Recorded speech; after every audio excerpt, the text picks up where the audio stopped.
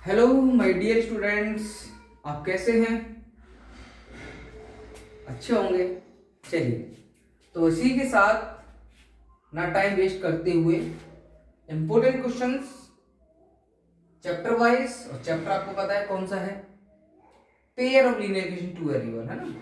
One equation और this is second equation.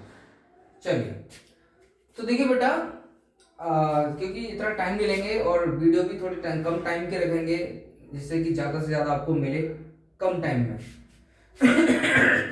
तो देख पढ़ते हैं।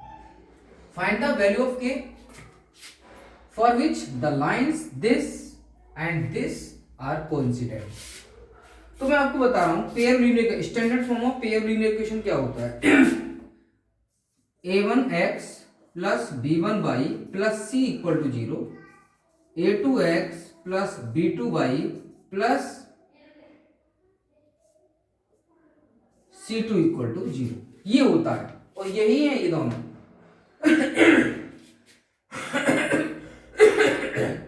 तो इसके लिए पहले हम क्या लिखेंगे? फॉर कोइंसिडेंट लाइंस के लिए क्या होता है? फॉर कोइंसिडेंट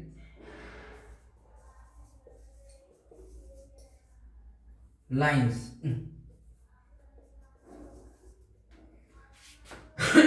क्या होता है? तो आपको पता है कोइंसिडेंट का मतलब एक जैसी लाइन। अब एक जैसी लाइन है तो एक जैसी लाइन में बहुत सारे सॉल्यूशन, मैनी सॉल्यूशन, दोनों के मैनी कॉमन सॉल्यूशन। तो उसके लिए रूल कौन सा होता है? a1 upon a2 equal b1 upon b2 equal c1 upon c2। ये आप लगा देंगे। अब आप कह सकते सर a1 क्या है? भाई कंपेयर कर लो, x का कोफिशिएंट a1 और यहाँ x का कोफिशिएंट क्या है? k+1। y का कोफिशिएंट b1, तो y का कोफिशिएंट क्या है? 3k, c1 15, a2 5, b2 k, c2 5। Okay, तो आइए इसमें हम वैल्यू पुट कर देते हैं जल्दी से। तो a1 लगाओ जल्दी से, देख के x का कोफिशिएंट, x नहीं लेना है, x मत ले लेना, a1 मतलब x का coefficient k+1, a2 5, b1 3k, b2 k equal to c1 15 और c2 5। ये हमने पुट कर दिया, है ना? फॉर कोइंसिडेंट लाइंस या for infinitely many solutions. Okay, इनके लिए हम ये रिलेशन नोट कर देते हैं रियल नंबर्स का, उसके उनकी वैल्यू पुट कर देते हैं। चलिए, अब इसको आप देखो, any2 लेके आप इसे सॉल्व कर सकते हैं, है ना? तो मेरे दिमाग में आप इसको लेके सॉल्व कर सकते हैं, इन दोनों को लेकर सॉल्व कर सकते हैं। कोई से दो एक को रख लो, इनको नहीं रख सकते क्योंकि के से के कट जाएगा तो बचेगा नहीं के। तो या तो इसको इसके को रखो या फिर इसको इसके को रखो। ठीक है बेटा, चलिए स्टार्ट करते हैं। तो this implies that k+1/5 is equal to 3k upon k। ये मैंने ले लिया, इसको जरूरत नहीं है, मैं छोड़ दिया। k से k कट गया।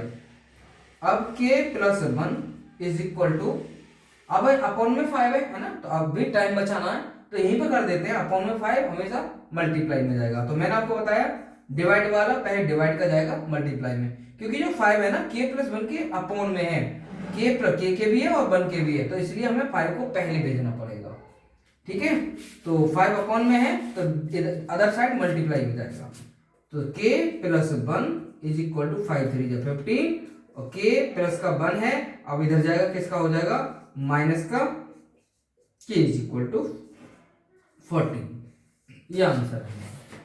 तो इस टाइप के कोई क्वेश्चन तुमसे कह दे कि यूनिक सॉल्यूशन, तो यूनिक सॉल्यूशन में नॉट इक्वल का साइन आ जाता है।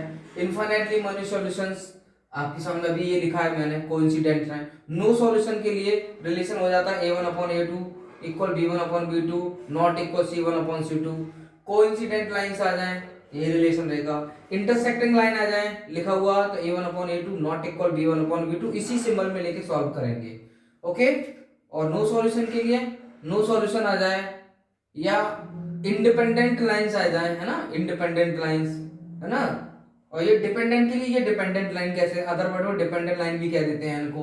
ओके, तो इस तरह तुम्हें ध्यान रखना है। इंडिपेंडेंट का मतलब अलग अलग, बिल्कुल फ्रीडम। डिपेंडेंट का मतलब डिपेंड ठीक है, तो इसका तुम्हें ध्यान रखना है। ओके, तो ये क्वेश्चन है, बहुत इंपॉर्टेंट क्वेश्चन है, तो इसको आप एक बार अच्छे से समझिए, फिर दोबारा समझा देता हूँ।